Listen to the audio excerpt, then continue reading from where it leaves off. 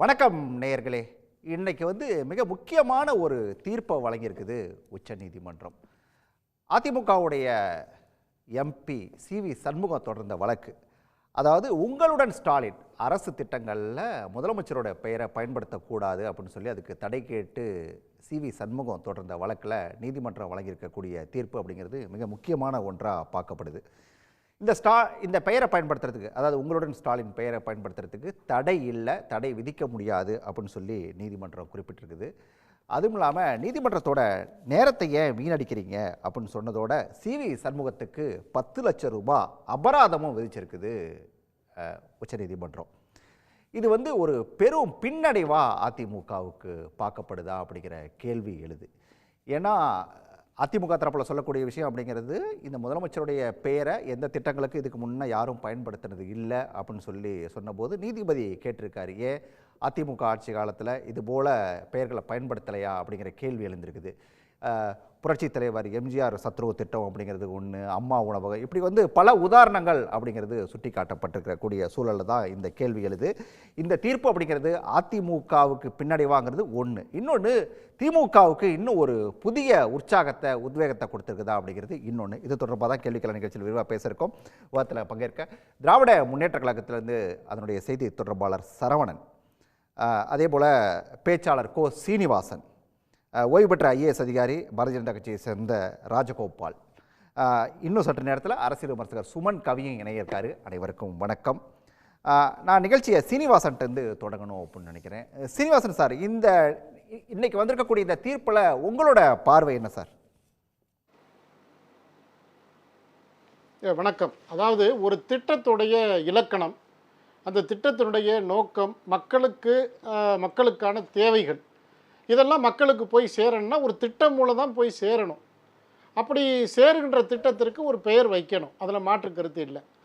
பிறர் தேவை அறிந்து கொண்டு வாரி கொடுப்பவர்கள் தெய்வத்தின் பிள்ளை இல்லையா என்ற பொன்மனச்செம்மல் புரட்சித் தலைவர் எம்ஜிஆர் பாடல் வரிகளைப் போல அதிமுக ஆட்சியில் இருந்த பொழுது அதிமுக மக்களுக்கு வழங்குகின்ற திட்டம் ஒரு எளிதாக சமூக சார்ந்த திட்டங்கள், மரபு திட்டங்களை பல்வேறு அதிமுக அரசு நிறைய செய்தது.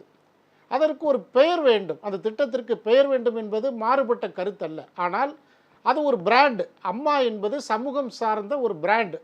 அந்த பெயரில் நிறைய திட்டங்கள் வந்தது. அம்மா உணவகம், அம்மா மருந்தகம், அம்மா குடிநீர், அம்மா சிமெண்ட், இப்படி 15 திட்டங்களை மக்கள்கிட்ட போய் ரீச் ஆனதுக்கு அந்த அம்மான்ற பிராண்டு. ஆனால் அதிமுக ஆட்சியில் புரட்சித்தலைவி அம்மா அவர்களுடைய பெயரால் எந்த திட்டமும் வரலை. ஆனால் இப்போ என்ன நடந்துகிட்டு இருக்கு அப்படின்னா, நலம் காக்கும் ஸ்டாலின், உங்களுடன் ஸ்டாலின், கலைஞர் உரிமை, இது மாதிரி இருக்கிற ஒரு தலைவருடைய பிரச்சார யுக்தியாக மக்களுடைய வரிப்பணம், பொது பணம் விரயமாக்கப்படுகிறது. நீங்கள் அதிமுக உடைய ஒரு முன்னாள் அமைச்சர் நீதிமன்றத்துக்கு போனாருங்கிறது சட்டவிரோதம் அல்ல, தவறானதும் அல்ல. திராவிட முன்னேற்ற கழகம் நீங்க நீதிமன்றத்திலேயே குறிப்பிட்டிருக்கக்கூடிய விஷயம் அப்படிங்கிறது அம்மா, புரட்சி தலைவர், புரட்சி தலைவி அப்படின்னு சொல்லி 22 திட்டங்களுக்கு பெயர் வைக்கப்பட்டிருக்கு அப்படின்னு சொல்லி தெளிவாக குறிப்பிட்டிருக்காங்க. நீங்க இப்ப இல்லைன்றீங்க. அம்மாங்கிறத நீங்க அது ஒரு பொதுவான பெயர்னு சொல்லி சொன்னாலுமே கூட, இன்னைக்கும் அதிமுக தொண்டர்கள் அம்மா அப்படின்னு சொல்லி சொன்னா அது ஜெயலலிதாவை தான் அழைக்கிறாங்க அப்படிங்கிறது எல்லாருக்கும் தெரிஞ்ச விஷயம் தானே. இல்லை, மறைந்த தலைவர்கள், புரட்சித் தலைவர் எம்ஜிஆர் நெறியாளர் நீங்கள் குறிப்பிட்டீங்க, புரட்சித் தலைவர் எம்ஜிஆர் சத்துணவுன்றது ஒரு மறைந்த தலைவர் பெயரால் சூட்டப்பட்ட திட்டம். இப்போ கலைஞர் உரிமை தொகை வைக்கிறீங்க, அதிலெல்லாம் எங்களுக்கு ஒன்றும் பிரச்சனை இல்லை, அதிமுக அதை கேள்வி கேட்கல. ஆனால் கேள்வி கேட்பது நலம் காக்கும் ஸ்டாலின், உங்களுடன் ஸ்டாலின், மக்களுடன் ஸ்டாலின், இது மாதிரி ஒரு மக்களுடைய பொது பணத்தில் ஏன் பிரச்சாரம் பண்ணுறீங்கன்ற கேள்வி கேட்கிற உரிமை தமிழகத்தில் இருக்கிற அத்துணை பேருக்கும் உண்டு. இது நீதிமன்றம் அதை எப்படி உட்கொண்டுச்சுன்னு தெரியல. அப்போ எல்லா நீதிமன்ற கருத்துக்கும் ஒரு மாறுபட்ட கருத்து இருக்குது. 2015 இதே நீதிமன்றம் தானே கருத்து சொல்லியிருக்குது. என்ன சொல்லியிருக்குது? தலைவரையோ பிள்ளையையோ சின்னத்தையோ வேறு குறிப்பிட்ட ஒரு கட்சியினுடைய எதையும் அரசு விளம்பரமாக பயன்படுத்துறதுக்கு தடைன்னு தானே சொல்லியிருக்குது. அது திமுகவுக்கும் சொல்லியிருக்குது, அதிமுகவுக்கும் சொல்லியிருக்குது. ஆனால் அது எந்த கட்சி அதை கையாண்டது, அது எப்படி அந்த வழிகாட்டுதலை அது கடைபிடித்ததுங்கிறது தான் பாயிண்ட்டு. அதிமுக அதை சரியாக செஞ்சுருக்கு. இப்போ இது முதலமைச்சர் பேரில், முதலமைச்சர் சார்ந்தவர்களுடைய பெயரால், ஏங்க 2021 அம்மா 2016, 21 வரையும் பொது பணம் அரசு பணம் விரயமாக்கப்படலை, அதற்கான ஆதாரமும் இல்லை. ஆனா விரயமாக்கப்படலையே சார். உங்களுடன் ஸ்டாலின் அப்படின்னு சொல்லிட்டு அரசு பணமோ மக்கள் பணமோ இது வீணாக்கப்படலையே, மக்கள் நல திட்டங்கள் தானே அது. இல்ல, அதாவது 35 கோடி கடந்த ஆண்டு, இந்த ஆண்டு 110 கோடி, ஒரு சுமாரா ஒரு கணிப்பு. இப்ப 145 கோடி. அப்ப இந்த 145 கோடி ஒரு தலைவருடைய விளம்பரத்திற்கு, பிரச்சாரத்திற்கு அந்த திட்டங்கள் மூலமா மக்கள்கிட்ட கடத்தப்படுறது அரசியல் இல்லையா? அது யாரும் கேள்வி கேட்க கூடாதா?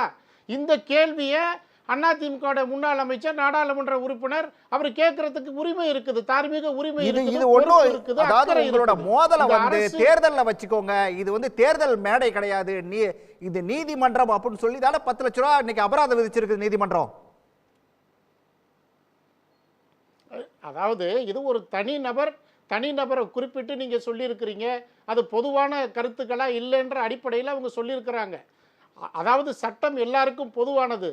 இந்த நீதிமன்றத்தில் இன்னைக்கு வந்ததுனால அதிமுக பின்னடைவு இல்லை.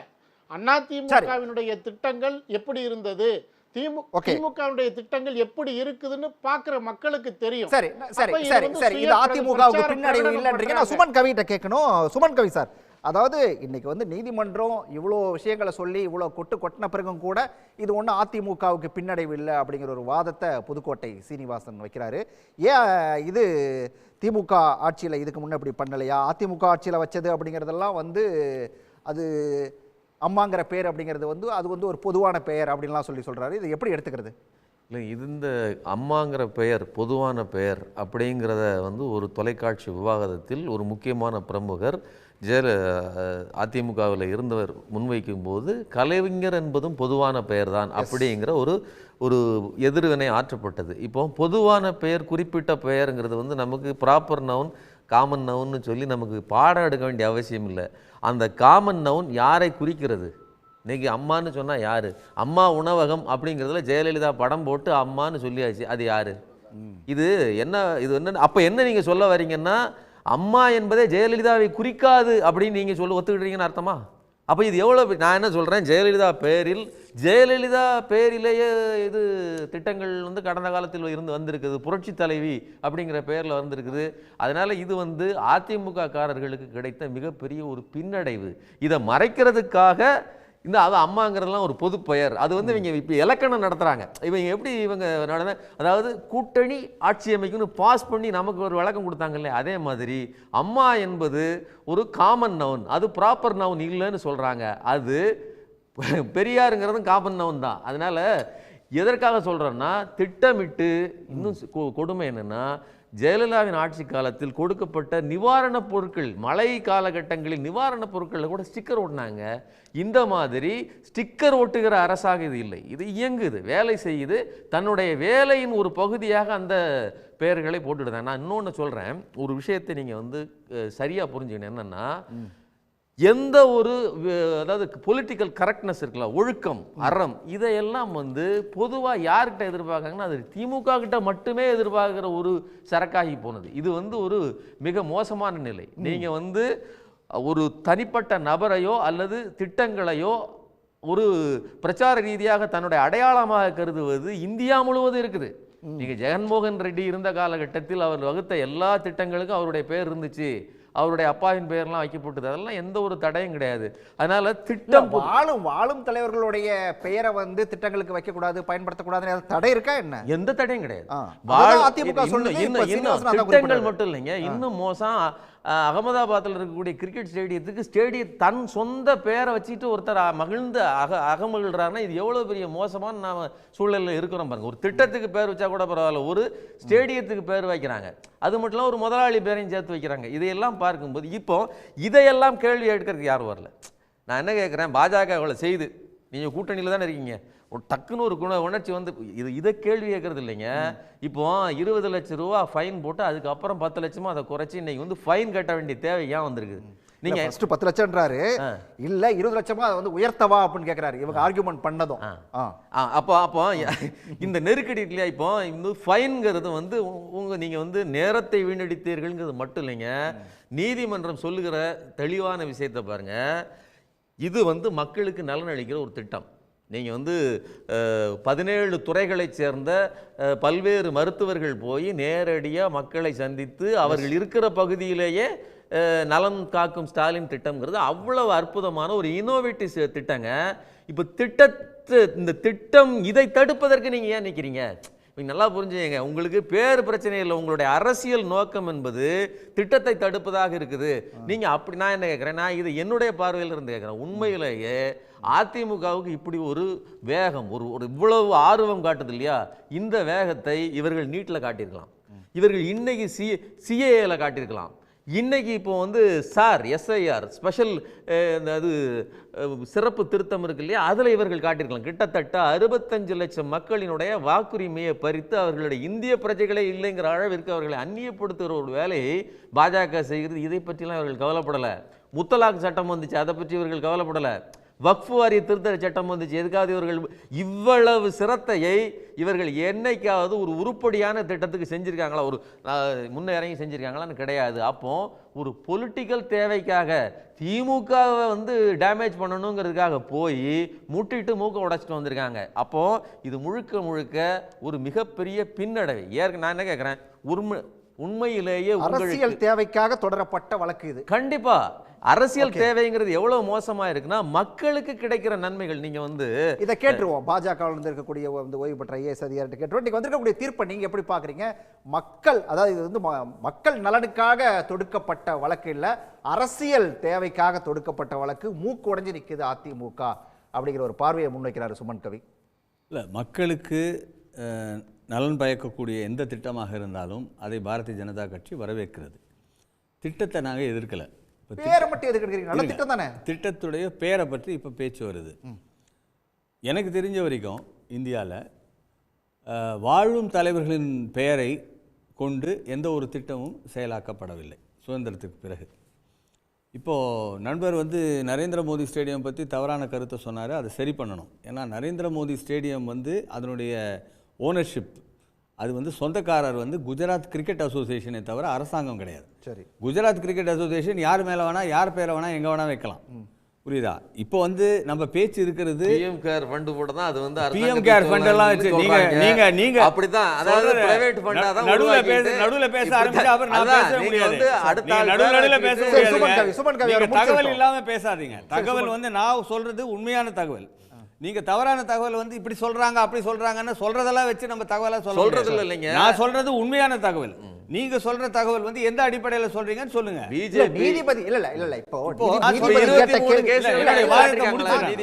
என்னுடைய வாதத்தை நான் கேட்கிறேன், அந்த வாழும் தலைவருடைய பெயரை வந்து திட்டங்களுக்கு பயன்படுத்தக்கூடாதுங்கிற உத்தரவு எங்க இருக்கு காட்டுங்க அப்படின்னு நீதிபதி கேட்கிறார். அதுக்காக நீங்க ஒரு முன் உதாரணமாக ஒரு திட்டத்தை தொடங்கணுமான்றது தான் கொஸ்டின்.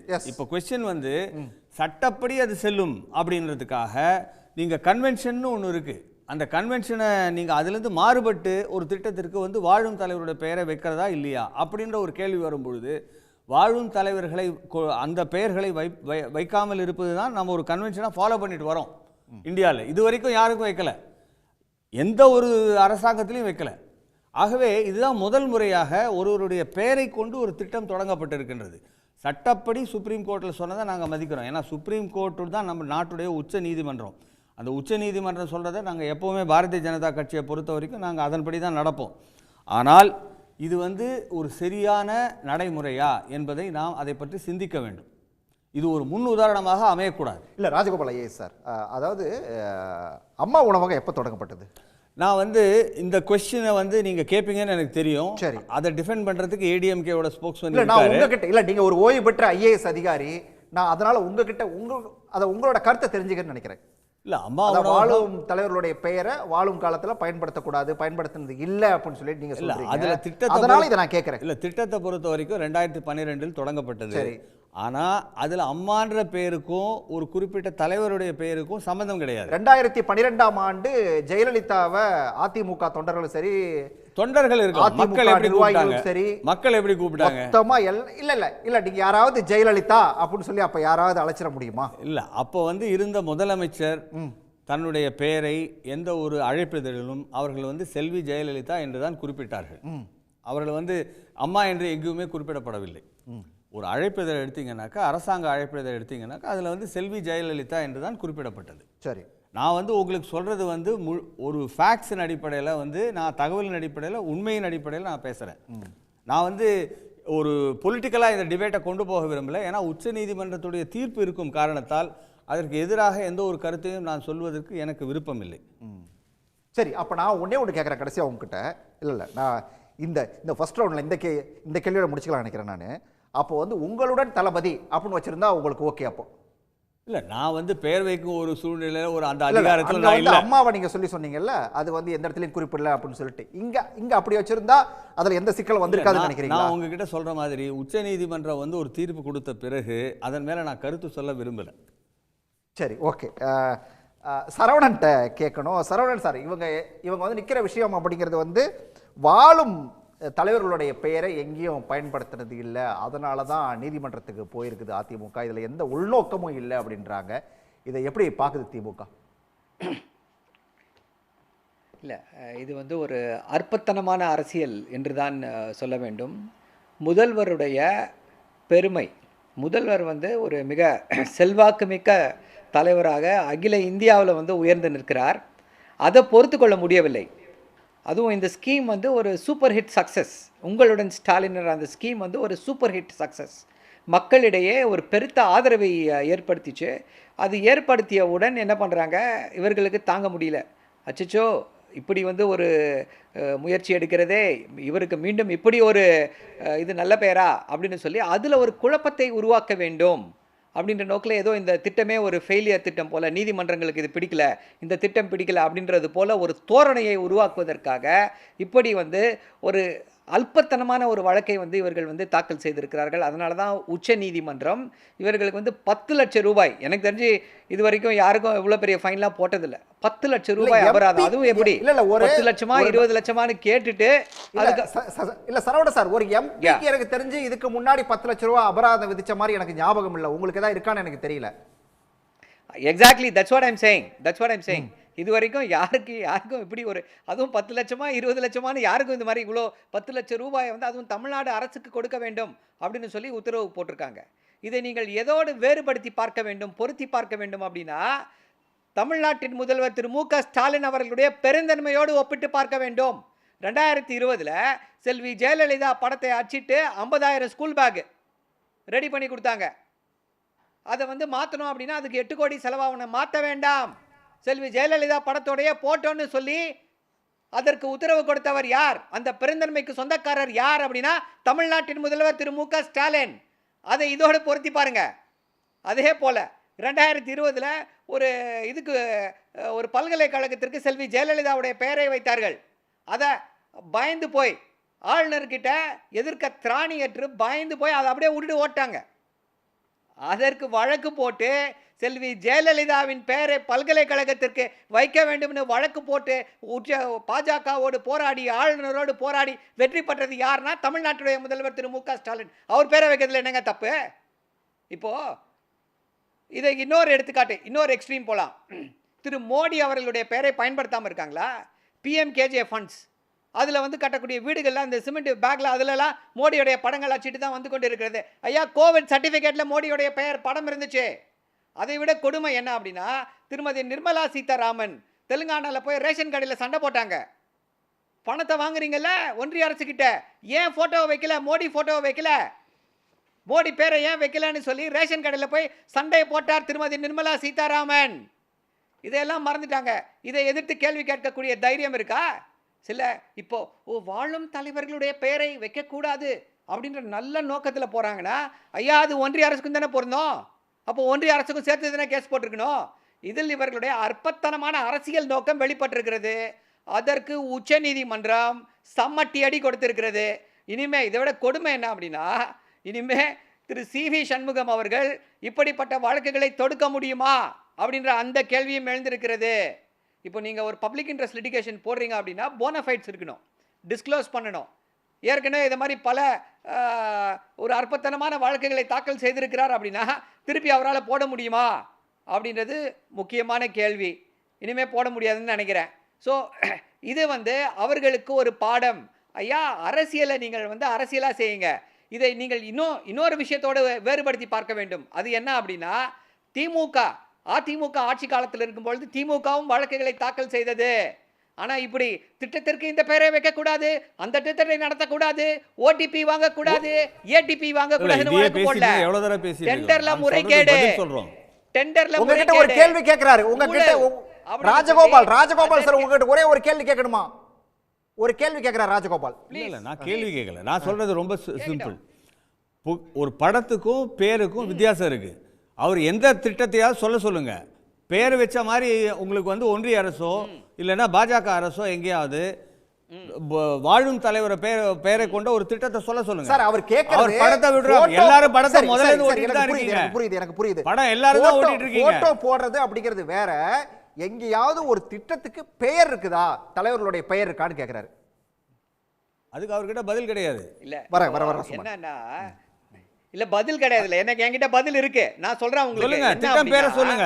ஐயா, பேரை விட மோசம் photo. I'll explain. Please allow me. தொன்று தொட்டு நடந்து வருகின்றது. போட்டோ ஏன்னா எழுத படிக்க தெரியாதவர்கள் கூட போட்டோ தெரியும். எழுத படிக்க தெரிந்தவர்கள் மட்டும்தான் பேரை படிக்க முடியும். எழுத படிக்க தெரியாதவர்களும் தெரிந்து கொள்ள வேண்டும் அப்படின்னு சொல்லி தான் போட்டோவை போட்டாங்க. கோவிட் வேக்சின்ல எதுக்கு சார் போட்டோவை போட்டோம்? அவர் தயாரிச்சாரா? மோடி என்ன விஞ்ஞானியா? எதற்கு? அப்ப டெத் சர்டிபிகேட்ல போனல திரு மோடியோட படத்தை போடுவாரா? திரு மோடி அவர்கள் டெத் சர்டிபிகேட் போட்டாரா? யாரையும் பேசாதீங்க. வந்து எத்தனை பேர் இறந்து போனாங்க? அரசுடைய படிச்சிருக்காரான்னு கேட்கல. இறந்து போனாங்களே டெத் சர்டிபிகேட் தேவையில்லாம தரக்குறைவா பேச வேண்டாம் என்று கேட்டுக்கொள்கின்றேன். இல்ல தரக்குறைவு அல்ல. நீங்க விஞ்ஞானியா அப்ப நானும் கேள்வி கேட்க முடியும். அடுத்து அதை தானே கேட்பாங்க. ஏதோ இவர்தான் பெரிய விஞ்ஞானி, கோவிட் படம் போடுவது வந்து தொன்று தொட்டு கோவிட் வேக்சின் சர்டிபிகேட்ல ஒரு போட்டோ போட்டாங்க. ஒரு முறையாக பின்பற்றப்படுகின்றது நிர்வாகத்தில். யாருடைய பணத்துல போடுது? மோடியோட பணத்துல போட்டாங்களா? எந்த திட்டமும் மோடியோட பணத்துல போட்டாங்களா கோவிட் வேக்சின்?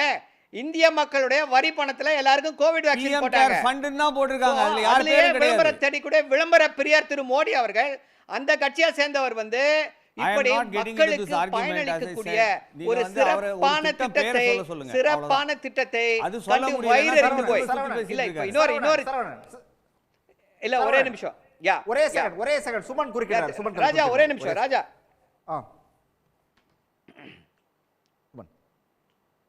அதாவது பேர் இல்லையா அப்படின்னு கேட்குறது வந்து இப்போ இவங்க சொல்கிறத வச்சு என்ன சொல்கிறாங்கன்னா, நாங்கள் படம் போடுறோம் எங்களை மாதிரியே வச்சுக்கோங்க, நாங்கள் ஒரு லிமிட் வச்சுருக்கிறோம், நாங்கள் பாஜக ஒரு நடைமுறை சொல்லுறேன் பழக்கம் சொல்கிறேன், நாங்கள் ஒரு லிமிட் வச்சுருக்கிறோம், நீங்கள் இதை கடைபிடிங்க அப்படின்னு சொல்கிறாங்க. ஒன்று வாழுங்காலத்திலேயே பேர் சொல்லவில்லைங்கிறதுக்கு நான் ஒன்று சொல்கிறேன். அம்மா உணவகம், அம்மா குடிநீர், அம்மா உப்பு, அம்மா சிமெண்ட், அம்மா மருந்தா, அம்மா மகப்பேறு சிரஞ்சீவி திட்டம், அம்மா ஸ்கூட்டர் திட்டம், அம்மா குழந்தைகள் திட்டம், அம்மா அம்மா அம்மா 35 அம்மா திட்டம் இருக்குது.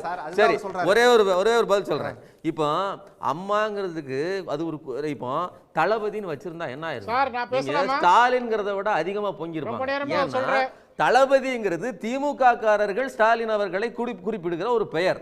திமுக காரனை எல்லாரும், அதாவது எல்லா மக்களையும் திமுக காரர்களாக மாத்துகிற வேலையை நீங்கள் செய்கிறீர்கள் கூச்சம் இல்லாமல் வந்து பேசுவதற்கு வந்து உட்கார்ந்துருப்பாங்க. நான் என்ன கேட்கிறேன், இப்படிப்பட்ட நான் இப்போ அப்போ அம்மா என்பது பொதுப்பெயர், அதை யார் வேணாலும் வைக்கலான்னு வாதாடுகிறவர்கள், அம்மா என்பது அதிமுக காரர்கள் வைத்துக் கொண்ட செல்ல பெயர் அல்லது அந்த குறிப்பிட்ட புகழ்ச்சி பெயர், அதை பயன்படுத்தி இத்தனை திட்டங்கள் வைக்கும்போது உங்களுக்கு எந்த இடத்துலையும் உறுத்தல. ஒரு நல்ல திட்டம், அந்த திட்டம் அவ்வளவு முக்கியமான திட்டமா இருக்கும்போது அதை போய் தடுக்கிறதுக்கு நீங்க இவ்வளவு வேகமா போறீங்கன்னா, நான் என்ன கேட்கிறேன், நீங்க வாய்தா வாங்குறதுக்காக ஜெயலலிதா காலத்துல இருந்து கோர்ட்டுக்கு போயிருக்கீங்க, உங்களுடைய பிரச்சனைகளுக்காக வழக்குகளுக்காக போயிருக்கீங்க. என்னைக்காவது மக்கள் நலனுக்காக ஒரு நாளாவது அதிமுக போயிருக்குதா? இன்னைக்கு போயிருக்கிறதுங்கிறது பேரு பிரச்சனை இல்ல, இவர்களுக்கு இந்த திட்டத்தினால பேரு வந்துருமோங்கிற வைத்தறிச்சல்ல போயிருக்காங்க. சீனிவாசன், அப்போ அம்மானு அதிமுகவினர் வந்து இவ்வளவு நாளா சொல்லிட்டு இருக்கிறது ஜெயலலிதாவை இல்லையா அப்படிங்கிற கேள்வி எழுப்புறாரு சுமன். இல்ல, அதாவது அம்மா என்றால் அன்பு, இதுதான் வந்து அந்த பாடலுக்கு அம்மாங்கிறது அப்ப ஜெயலலிதாவை குறிப்பிடுறாரு. அதுக்கு வந்திருக்க நேரம் ஏங்க, அதை தான் நான் சொல்ல வரேன். நீங்க தான் கூவி திமுக தலைவர் அப்பா அப்பான்னு எழுதி வச்சிங்களே, யாராவது கூப்பிட்டாங்களா? அம்மானு கூப்பிட்டாங்கன்னா அம்மாவா பார்த்தாங்க, அதனால அம்மான்ற பேருக்கு வந்து வலிமை இருந்தது. அண்ணன் சரவணன் சார் பேசுறாரு பாருங்க, என்னமோ பித்தலாட்டம் பெருமை அதெல்லாம் பேசுறாரு. சார், மக்களுடைய வரிப்பணத்தில் ஒரு தலைவரை கொண்டு போய் பெருமை அடிச்சுக்கிறதுல என்ன சார் பெருமை இருக்கு உங்களுக்கு? ஏன்னா உலக தலைவர் ரேஞ்சுக்கு கொண்டு போறீங்களே. அதே தானே நீங்களும் மக்கள் செஞ்சீங்க. வந்து ஏத்துக்கணும் அதே சார். தானே தலைவரை நீங்களும் செஞ்சீங்க. திணிக்காதீங்க. போட்டோ எந்த அடிச்சு தலைவரை விட்டியா? திணிக்காதீங்க. பேக்ல இருங்க வரேன். பேக்ல போட்டோ சார், ஓட்டி இருங்க போட்டியா? வரேன். நீங்க அதே தானே இல்ல நீங்களும் சார் செஞ்சீங்க. வரேன். ஏங்க இருங்க நீங்க ஏங்க நீங்க வாங்க. இந்திய பிரதமர் கூட இல்ல, பிரதமர் நாங்க வீடு தான் கட்டும் திட்டம் நீங்க தாங்க. தான் பண்ணீங்க. பிரதமர் வீடு கட்டும் திட்டம் தான். ஏங்க நீங்க படத்தை போடுங்க, முதலமைச்சர் படத்தை போடுங்க, அதுக்கு யாருக்கு மறுக்கு சொல்லல. நான் ஏங்க அம்மா ஆரோக்கிய திட்டத்துக்கு தானங்க நீங்க பெயர் மாற்றம் பண்ணி ஸ்டிக்கர் ஒட்டி இருக்கிறீங்க. உங்களுடன் ஸ்டாலின், நலம் காக்கும் ஸ்டாலின்னா எங்களுடைய ஸ்டிக்கரை களவாண்டு தானே நீங்க உங்க திட்டத்தை வச்சிருக்கீங்க. அப்ப இதுல வந்து சுமன் கவி சார் சொல்றாரு வந்து கூச்சமே இல்லாம உட்கார்ந்துருக்காங்கன்னா, ஏன் சார் நாகரிகம், அடிப்படை நாகரிகம் வேணாமா உங்களுக்கு? நீங்க புரட்சி தலைவருடைய ஆட்சியில அம்மான்னு கொடுத்து தமிழக மக்கள் ஏற்றுக்கொள்ளப்பட்ட பெயர் அது. அழைக்கிற அம்மா கட்சிக்காரங்க வச்ச பேர் சார். அழைக்கிற அந்த பேரு சும்மா அந்த அடையாளத்துல பேசாதீங்க. அதிமுக கொடுத்தது. சுய பிரகடனம், சுய தம்பட்டம் அடிச்சாங்க. அம்மா நான் எப்படி சார் ஏத்துக்கணும்? நான் ஏத்துக்கணுமா? கொடுத்துருக்காங்களே தவிர நீங்க அம்மாவை நீங்க ஏத்துக்கிறீங்க ஏத்துக்கலங்கிறதெல்லாம் எங்களுக்கு பிரச்சனை இல்ல.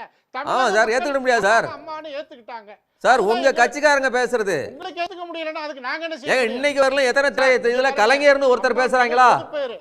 கலைஞர் யாராவது எந்த டிபேட்ல பேசுறாங்களா? கருணாநிதி பேசுறாங்க. ஜெயலலிதாங்கிறது நீங்க அம்மா இப்படி பொதுவா பேர ஏத்துக்கிடுவீங்க? அதுதான் அப்போ நீங்க உங்க கட்சிக்காரர்கள் புகழ்ந்து வியந்தோதி பேசிய அந்த வார்த்தைகளை கொண்டு வந்து அதுக்கு திட்டத்துக்கு வைக்கணும், அதுதான் தப்பு. நான் என்ன சொல்றேன், ஜெயலலிதான்னு வச்சதை விட மோசம் பொது பெயரான, அதாவது நீங்க புகழ்ந்து பேசிய புகழ்ச்சி பெயரை வச்சது தப்புங்கிறேன். கட்சிக்காரங்களா எல்லாரையும் மாத்துனீங்க. நாங்க ஒரு தண்ணீரை வாங்கி கேன் வாங்கி 10 ரூபா கொடுத்தா அம்மா குடிநீ தாங்கன்னு கேட்க வேண்டியிருக்குது. எங்க போய் சாப்பிட்டேன்னா 5 ரூபாய்க்கு அம்மா உணவகத்துல சாப்பிட்டேன்னா ஜெயலலிதாவை முன்னிறுத்தி பேச வேண்டியதாகி போச்சு. இதை செஞ்சது யாரு? நாங்க எதுக்கு அம்மா கூப்பிடணும்? உங்க கட்சிக்காரர்கள் கூப்பிட்டீங்க. அதிமுக ஆட்சியில ஏங்க என்ன பேச விடுங்க, அப்புறம் நீங்க பதில் சொல்லுங்க. அதிமுக ஆட்சியில விளம்பரத்துக்கு அதிகமா செலவு செஞ்சிட்டாங்கன்னு நீதிமன்றத்தால ஏதாவது குட்டு வச்சிருக்காங்களா அல்லது ஆதாரம் இருக்கா? 145 கோடி ரூபாய் நீங்க மக்கள் வரி பணத்துல நீங்க தலைவர் பெருமை கொண்டாடுறதுக்கு இது தவறுன்னு சொல்லி ஒருத்தர் நீதிமன்றத்துக்கு போனாருன்னா நீங்க இந்த ஆட்சிக்கு மிகப்பெரிய மகுடம் சூட்டிட்டாங்கன்னு பெருமை அடிச்சுக்கிறீங்க. உங்களுக்கு பிரச்சனை பேருதான் இல்லையா? இல்ல சார், பேர் கிடைச்சிரும் பேர் பிரச்சனை இல்ல, பேர் கிடைச்சிரும் பிரச்சனைன்றாரு. இது மக்கள் அதெல்லாம் கிடையாதுங்க. முதலமைச்சர் தான், முதலமைச்சரை வந்து யாரும் மாற்று கருத்து இல்ல. நீங்க இன்னும் ஒரு ஆண்டுக்கு முதலமைச்சரை தான் நம்ம ஏத்துக்கணும். மக்கள் ஓட்டு போட்டிருக்கிறாங்க, அதெல்லாம் மாற்று கருத்து இல்ல. நீங்க எல்லாத்துக்கும் பேரை கொண்டு போய் சொருகுறீங்க. கலைஞர் என்று சொல்றீங்க, ஸ்டாலின் சொல்றீங்க. ஏற்கனவே தண்ணீர் கொடுத்து கொண்டிருக்கிற வீட்டுல பம்பு கனெக்ஷன் இருக்கிற இதுல கொண்டு போய் பிரதம மந்திரின்னு ஒரு பேரை கொண்டு போய் ஒட்டுறதா ஸ்டிக்கரு. புதுசா 17 பேரை கொண்டு வந்து வீட்டுக்கு அவரவர் தெருவில் கொண்டாந்து உட்கார வச்சு 17 சிறப்பு மருத்துவர்களை வச்சு முகாம் நடத்தி அத்தனை பேருடைய ஹெல்த்தையும் செக் பண்றதுங்கிறது இனோவேட்டிவான திட்டம். இது ஒன்று அம்மா மினி கிளினிக்க திட்டத்தை திருடி தானே அந்த பேர் வச்சிருக்கீங்க. அம்மா மினி கிளினிக்கோட திட்டத்தை உருகி தானே அந்த பேர் வச்சிருக்கீங்க. சுயமா என்னத்தை செஞ்சு நீங்க திட்டம் வச்சிருக்கீங்க? அப்ப அதிமுகவோட திட்டம் மக்கள்கிட்ட போயிருச்சு, ரீச் ஆயிருச்சு. அதிமுகவுக்கு பேர் கிடைக்க கூடாதுன்னு உங்களுடைய பிரச்சனையே.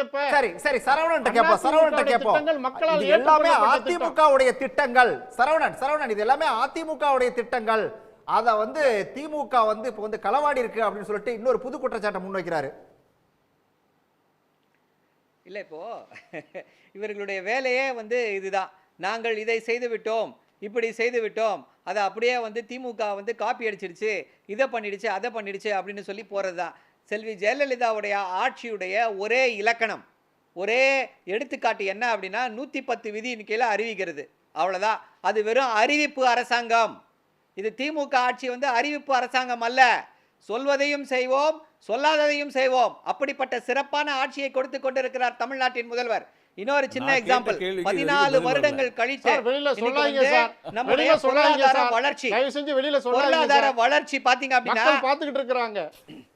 இல்ல இப்போ என்ன டிஸ்டர்ப் பண்ணாதீங்க, மக்கள் பாத்துக்கிட்டு சார். தமிழ்நாட்டுடைய பொருளாதார வளர்ச்சி 14 வருடங்களுக்கு பின்னால இரட்டை இலக்கத்தை அடைந்திருக்கிறது. எந்த ஆட்சியை மக்கள் விரும்புகிறார்கள்? எந்த ஆட்சியில மக்களுக்கு நல்லது நடந்து கொண்டிருக்கிறது? திமுக ஆட்சியில மட்டும்தான் இது சாத்தியம். அதிமுக ஆட்சியில எப்படிப்பட்ட பொருளாதார வளர்ச்சி? கோவிடுக்கு முன்னாடி என்ன வளர்ச்சி இருந்துச்சு? 8%, அவ்வளவுதான். சிறப்பான வளர்ச்சி.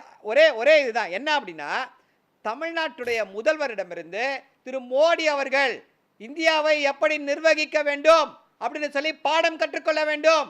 அவங்களுக்கு கவர்னன்ஸ்னா என்னன்னே தெரியல, எல்லா இடத்துலயும் குழப்பம்.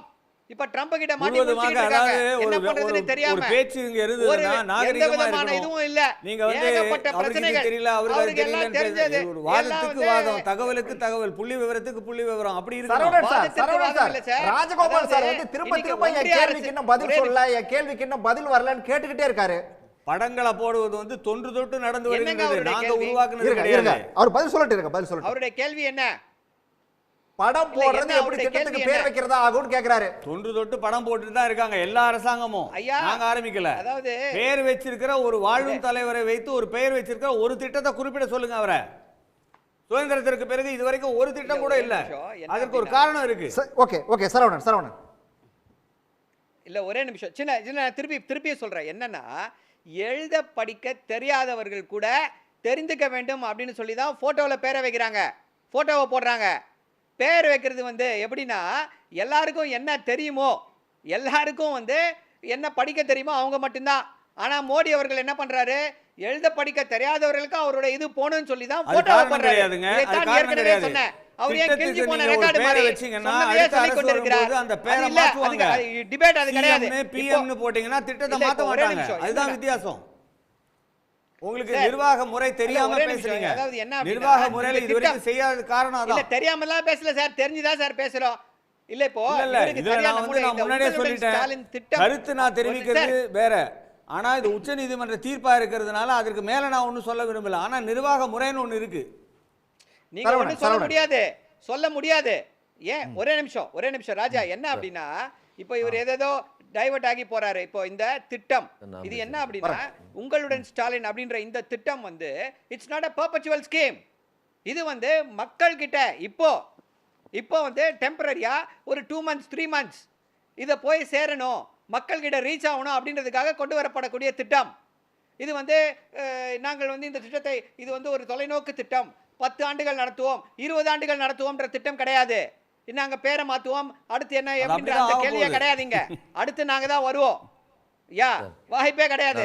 திரு மோடி அவர்களுக்கு தான் இப்ப 2026 சங்கு பீகார் தேர்தல் முடிந்த பிறகு என்ன நடக்க போகிறது அப்படின்றத பாருங்க. திருப்பி சொல்கிறேன், திரு மோடி அவர்களே, பாஜகவினரே, பீகார் தேர்தலை நாங்க தான் ஜெயிக்க போறோம். கவர்னன்ஸ் கிளாஸ் எடுத்துக்கோங்க.